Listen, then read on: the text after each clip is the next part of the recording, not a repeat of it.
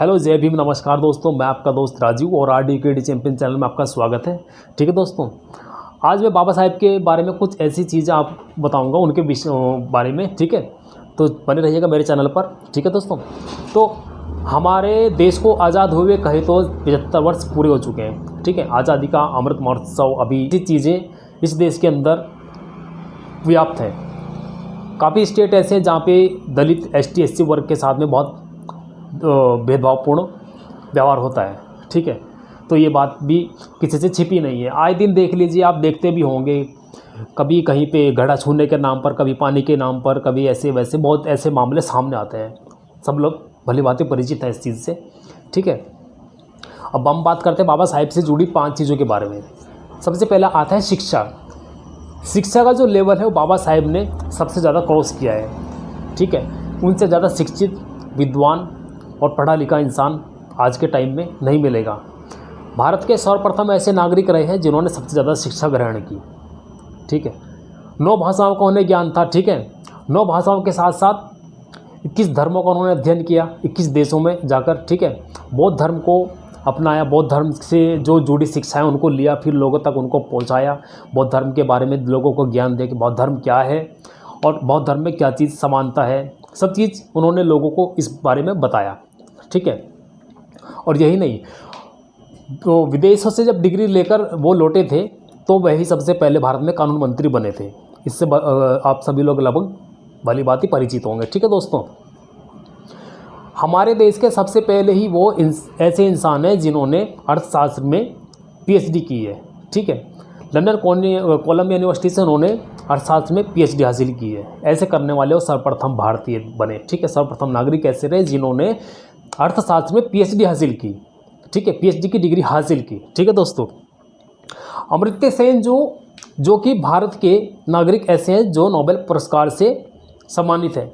वो हमारे बाबा साहेब अम्बेडकर को अर्थशास्त्र का जो पिता कहते हैं, उनको अर्थशास्त्र में सबसे ज़्यादा ज्ञान रखने वाले पिता के रूप में मानते हैं। ठीक है, उन्होंने बाबा साहेब को बड़ा सम्मान दिया है।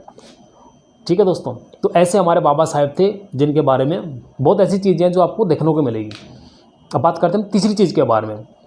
तीसरी चीज़ ऐसी है कि अपने आप को जो होता है ना हमारे अंदर, अपने साथ सभी की सोचो, अपने समाज की सोचो। तो बाबा साहेब जो हमारे थे उन्होंने इसी चीज़ को सामने रखा। उन्होंने कभी ये नहीं सोचा मैं इतना पढ़ा लिखा हूँ, मैं कुछ ऐसा करूँ खाली मेरे लिए हो। उन्होंने समाज की स्थिति को बचपन से देखा था कि मेरी समाज की स्थिति क्या है, मेरी स्थिति क्या है। बहुत चीज़ों का अध्ययन उन्होंने अपने बचपन में ही कर लिया था। वो चीज़ें उनके सामने आई, उनको देखते देखते वो मोटिवेट हुए। उन चीज़ों में उन्होंने बदलाव करने की सोची। बदलाव करने के साथ उन्होंने ये भी सोचा मैं अपना बदलाव नहीं करूँगा, मैं आने वाली अपनी पीढ़ी का, अपने लोगों का, उनका भी बदलाव करूँगा ताकि उनका जीवन आज के जैसा ना हो। दलित समाज का लोग जो होता है उसके साथ बहुत भेदभाव होता है, ये आप सभी लोग जानते हैं। लेकिन उसी के लिए उन्होंने कानून बनाए थे, कुछ संशोधन किया था। ठीक है, बाबा साहेब ऐसे थे जिन्होंने सिर्फ अपने लिए नहीं सोचा और सभी के लिए सोचा। तो ऐसे इंसान ही महान इंसान कहलाते हैं जो अपने बारे में ना सोच के सभी के बारे में सोचते हैं। ठीक है, सभी के भले के लिए। तो ऐसे हमारे बाबा साहेब थे उच्च विचारों वाले, जिन्होंने अपने बारे में ना सोच के 21-21 घंटों तक पढ़ाई करके हमारे आपके हम सबके भविष्य के लिए सोचा। किसी एक जाति के लिए नहीं, सभी के लिए सोचा कि सभी के लिए समान अधिकार मिले। ठीक है, तो ऐसे हमारे बाबा साहेब थे। अब करते हैं एक और बात के बारे में, कॉन्फिडेंस। अपने अंदर सबसे ज़्यादा कॉन्फिडेंस उन्होंने इस चीज़ का रखा था बाबा साहेब जी ने कि मैं जो चीज़ कर सकता हूँ वो सिर्फ मैं ही कर सकता हूँ, और कोई करे ना करे वो उनके ऊपर इसका कोई प्रेशर नहीं था। उन्होंने इस चीज़ को भांप लिया था कि जो स्थिति मेरे समाज की चल रही इसको मैं ही सुधार सकता हूँ। ठीक है, ये चीज़ उनके दिमाग में थी। मान सपोज मैं हूँ या आप हो, हम रोड क्रॉस करते हैं। रोड क्रॉस करने के लिए हम देखते हैं अक्सर ट्रैफिक कंटिन्यू चलता है, रोड क्रॉस करने में दिक्कत होती है। ठीक है दोस्तों, रोड क्रॉस करने के लिए सबसे पहले अपने अंदर एक कॉन्फिडेंस जगाना पड़ता है कि हाँ मैं रोड क्रॉस करूँगा। ठीक है, क्योंकि जब हम कॉन्फिडेंस अपने अंदर रखेंगे तो हम रोड को क्रॉस कर लेंगे, लेकिन हम डरे हुए रहेंगे, सहमे हुए रहेंगे तो हम रोड को क्रॉस नहीं कर सकते। इसीलिए बाबा साहेब ने अपने अंदर कॉन्फिडेंस जगा के रखा, अपने अंदर के डर को दबाए रखा, मारे रखा। क्योंकि अगर वो डर जाते, जो चीज़ उन्होंने बचपन में देखी थी, तो आज हमारे लिए इस कानून को नहीं लिख गए होते जो आज हम देखते हैं। जो स्थिति हमारी आज अच्छी हुई है, हम अच्छा खाते, ओढ़ते, पहनते हैं, सिर्फ किसकी देन है। अच्छा हम कोट पैंट पहनते हैं, कुछ भी चीज़ें पढ़ाई लिखाई करते हैं वो सिर्फ किसकी देन है, हमारे बाबा साहेब अम्बेडकर की देन है।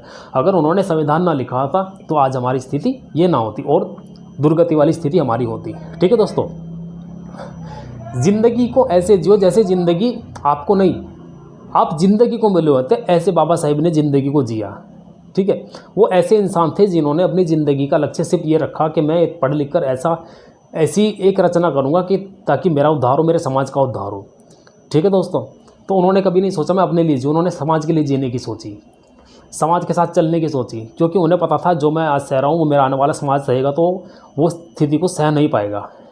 ठीक है दोस्तों, इसलिए उन्होंने अपनी ज़िंदगी को अपने लिए नहीं हम सब के लिए जिया। ठीक है, वो अपने परिवार तक को खोया, अपने बच्चों तक को खोया, अपनी बीवी, बहुत कुछ उन्होंने खो दिया, बहुत कुछ समर्पित किया हमारी और आपकी इस दयनीय स्थिति को सुधारने के लिए, अच्छा बनाने के लिए। ठीक है, ऐसे हमारे बाबा साहेब थे।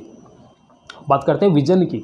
विजन, महिलाओं को उस टाइम पे, बाबा साहेब के टाइम पे देखा गया था कि उनको पढ़ने लिखने तक का अधिकार नहीं था। बाबा साहेब स्कूल में जब जाते थे, आपको बताता हूँ मैं इस किस्से के बारे में। बाबा साहेब जब स्कूल में जाते थे तो वहाँ पे एक लड़की होती थी, उसको पढ़ने लिखने का अधिकार नहीं था, लेकिन बाबा साहेब ने उसको किताबें दी, वो पढ़ी लिखी। ठीक है, पढ़ी लिखी, बाबा साहेब ने उसको राखी बंधवा दी। ठीक है, बाबा साहेब को उसने राखी बांधी, लेकिन बाबा साहेब ने उसको कहा मैं तेरी रक्षा नहीं कर सकता, अपनी रक्षा स्वयं करना सीखो, किसी के ऊपर डिपेंड मत रहो, क्योंकि अगर हम किसी के ऊपर डिपेंड हो जाते हैं तो हम हमेशा उसके ऊपर डिपेंड रहेंगे।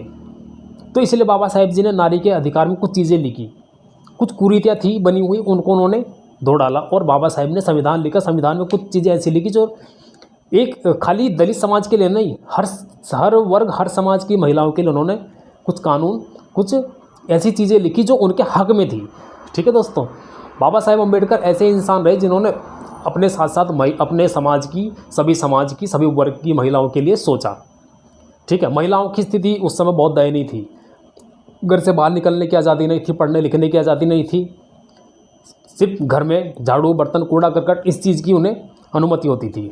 ठीक है, ये चीज़ें बाबा साहेब ने अपने समय में देखी थी, इसी चीज़ का निवारण करते हुए उन्होंने संविधान लिखा।